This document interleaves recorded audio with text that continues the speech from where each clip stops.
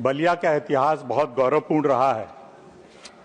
1857 की जब पहली लड़ाई आज़ादी की लड़ी गई, उसके नायक मंगल पांडे जी थे।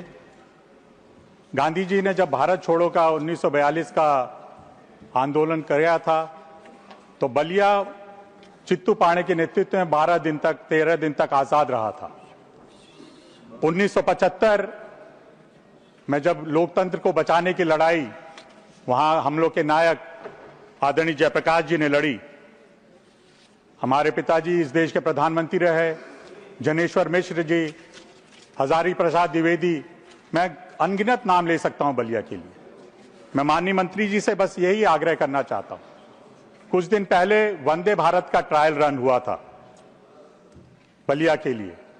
मैं चाहूंगा कि माननीय मंत्री जी वहां एक परमानेंट वंदे भारत हमारे पहले नायक आजादी के मंगल पांडे जी के नाम पर करें, और उसी के साथ साथ जयप्रकाश, मैं बार बार ये बात कहता हूं और आग्रह करता हूं, जयप्रकाश जी के नाम पर एक बकुल्हा स्टेशन है। हम लोग बहुत दिनों से प्रयास कर रहे हैं और उसमें आगे भी कुछ बात पड़ी थी कि जयप्रकाश जी के नाम पर उसका नाम किया जाए। You put your question, let the minister the question is, क्या इसके लिए माननीय मंत्री जी वंदे भारत और बकुल्हा स्टेशन का नाम बदल के जयप्रकाश जी के नाम पे करेंगे? Honorable Minister. Honorable Chairman Sir, Balia is indeed one of the most important historical place, और जैसा मेरे साथी माननीय सांसद जी ने आज बलिया के बारे में पूरा विस्तृत विवरण दिया, उससे ये पूरा हाउस सहमत है। और जिस तरह से बलिया का कंट्रीब्यूशन है भारत के इतिहास में, उसको निश्चित भाव पे सारा देश नमन करता है। माननीय सांसद जी का भी मैं धन्यवाद देना चाहूँगा। आपने बलिया के लिए बार बार लगातार फॉलोअप करने के कारण आज बलिया में 82 ट्रेन सर्विसेज चल रही है, और जिसकी कंप्लीट लिस्ट इस आंसर के साथ रखी है।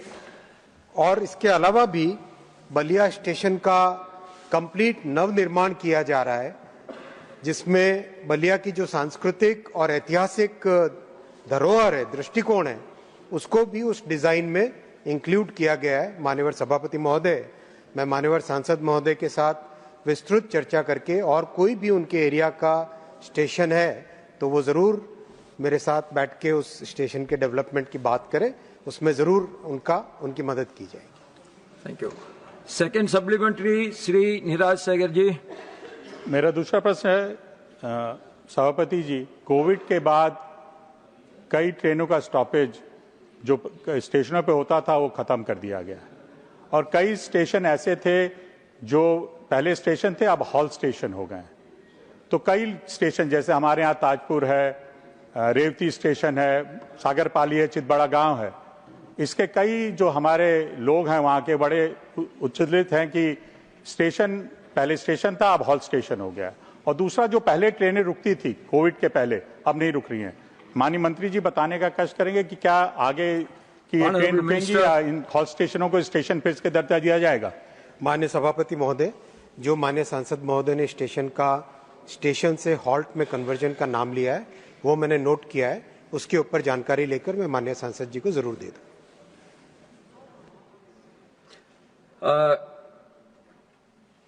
The third supplementary doctor Bhim Singh ji. धन्यवाद महोदय। ये जो प्रश्न है बक्सर और बलिया दोनों से मिला जुला प्रश्न है। माननीय सदस्य ने बहुत ही अच्छा सुझाव दिया नाम परिवर्तन का। मैं भी माननीय मंत्री जी से जानना चाहूँगा बक्सर के संदर्भ में। बक्सर एक ऐतिहासिक और पौराणिक स्थल है। भगवान श्री राम को लेकर के विश्वामित्र जी जो राक्षसों के खिलाफ अभियान चलाया, वह बक्सर से ही प्रारंभ हुआ और बक्सर में ही ताड़का का वध हुआ। तो मैं जानना चाहता हूं माननीय मंत्री जी से कि क्या यह उचित नहीं होगा कि बक्सर का भी नाम परिवर्तन करके स्टेशन का महर्षि विश्वामित्र के नाम पर किया जाए? क्या सरकार के पास ऐसा कोई विचार है? Honourable minister. माननीय सभापति महोदय, माननीय सांसद जी ने बक्सर की पौराणिक बक्सर के पौराणिक महत्व के बारे में बहुत अच्छे तरीके से जिक्र किया।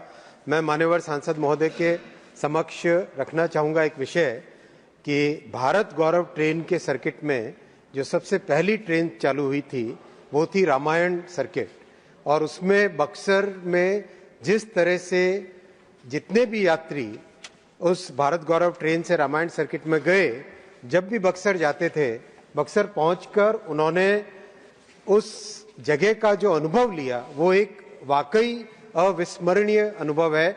और इसी कारण बक्सर स्टेशन को नवनिर्माण उसी थीम पे किया जा रहा है जो कि पौराणिक दृष्टि से बहुत इंपॉर्टेंट है।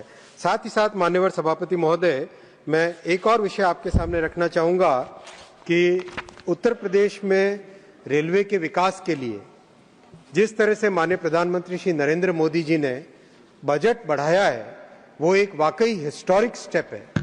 आप अगर डेटा देखें माननीय सभापति महोदय, 2014 से पहले मात्र 1100 करोड़ रुपए का उत्तर प्रदेश के लिए बजट होता था। आज वो 18 गुना बढ़कर 19,800 करोड़ रुपए हो गया है, और इसके कारण उत्तर प्रदेश में बहुत सारे प्रोजेक्ट्स आगे बढ़ रहे हैं। बिहार में भी बहुत तेजी से आगे प्रोजेक्ट्स बढ़ रहे हैं। ओवरऑल देश के पूरे देश में चाहे स्टेशन हो, रेलवे के नए ट्रैक बनाने का काम हो, हर क्षेत्र में माननीय प्रधानमंत्री श्री नरेंद्र मोदी जी के नेतृत्व में बहुत तेजी से काम आगे बढ़ रहा है।